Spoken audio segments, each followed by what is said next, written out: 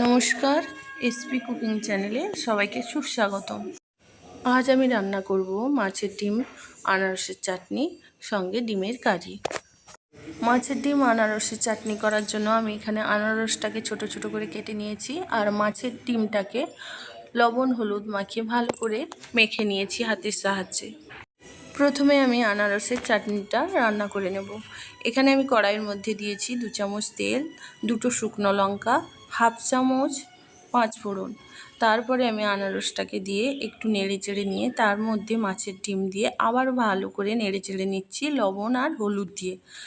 ভালো করে ভাজা হয়ে গেলে তার মধ্যে আমি পরিমাণ মতো চিনি আর জল দিয়ে দিলাম। কয়েক মিনিট চাটনিটাকে রান্না করে নিয়েছি। একটা ঢাকনা দিয়ে দিয়েছিলাম আমি, যাতে করে লবণ আর মিষ্টি আনারসের আর ডিমের মধ্যে ভালো করে